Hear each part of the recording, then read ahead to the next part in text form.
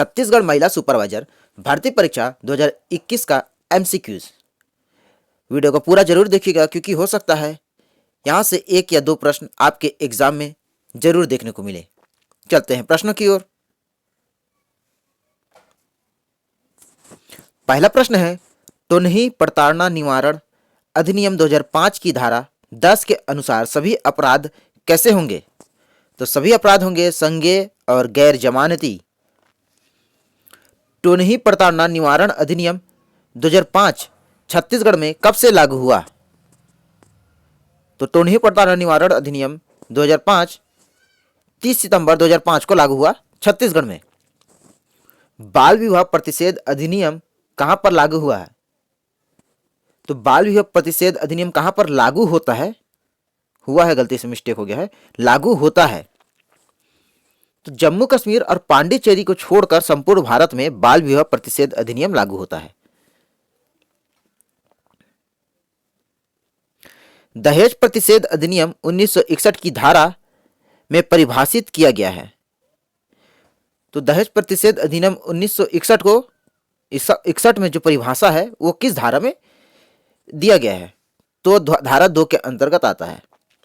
सारदा act Bharat में कब आया था? तो वो आया था 1929 में। छत्तीसगढ़ में दहेज प्रतिषेध अधिनियम 2004 कब से लागू हुआ? तो 24 मार्च सन 2004 से दहेज प्रतिषेध अधिनियम 24 मार्च सन 2004 से लागू हुआ। घरेलू हिंसा से महिलाओं का संरक्षण अधिनियम कहां पर लागू होता है? तो घरेलू हिंसा से महिलाओं का संरक्षण अधिनियम जम्मू कश्मीर को छोड़कर संपूर्ण भारत में लागू होता है। 12वीं पंचवर्षीय योजना में शिशु मृत्यु दर को कितना करने का लक्ष्य रखा गया था? तो 25 करने का लक्ष्य रखा गया था शिशु मृत्यु दर को। छत्तीसगढ़ में महतारी जतन योजना का मुख्य विशेषता क्या है? तो महतारी जतन योजना का मुख्य विशेषता है हफ्ते के 6 दिन गर्म और पौष्टिक आहार दिया जाना चाहिए गर्भवती महिलाओं को। अगला है, राष्ट्रीय महिला आयोग के अध्यक्ष और सदस्यों का कार्यकाल 3 साल का होगा। यह किस धारा में वर्णित है? आंसर है धारा 4 में। हाइड्रोफीबिया निम्न में से किसके द्वारा होता है? तो आंसर है विषाणु के द्वारा।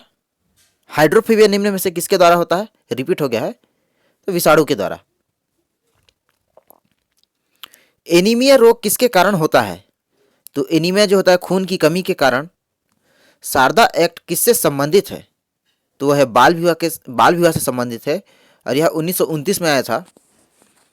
2011 के आंकड़ों के अनुसार छत्तीसगढ़ राज्य में शिशु मृत्यु दर कितनी थी? तो शिशु मृत्यु दर थी 53 रही, जो प्रति 1000 बच्चों पर, 1000 शिशुओं पर। वर्तमान समय में सबसे कम शिशु मृत्यु दर किस राज्य का है? तो सबसे कम शिशु मृत्यु दर है केरल का और सबसे अधिक है मध्य प्रदेश का। और छत्तीसगढ़ का शिशु मृत्यु दर कितना है? तो वो है 41 प्रति 1000 पर। IPV की खुराक बच्चे को किस रोग से बचाता है? तो पोलियो रोग से। PCV किस रोग से बचाने के लिए टीका दिया जाता है? तो PCV का जो टीका है वो निमोनिया रोग से बचाने के लिए बच्चों को दिया जाता है। लैंगिक उत्पीड़न को 2013 के अधिनियम की किस धारा में परिभाषित किया गया है? तो धारा 2 में परिभाषित किया गया है लैंगिक उत्पीड़न 2013 को। कुपोषण मुक्ति हेतु देशव्यापी अभियान क्या चलाया जा रहा है? कुपोषण मुक्ति के लिए देशव्यापी अभियान क्या चलाया जा रहा है? तो राष्ट्रीय पोषण मिशन। छत्तीसगढ़ राज्य द्वारा जारी किए गए आंकड़ों के अनुसार वर्तमान में पूरक पोषण आहार योजना कार्यक्रम के अंतर्गत कितने हितग्राही लाभान्वित हो रहे हैं? तो है 25.99 लाख।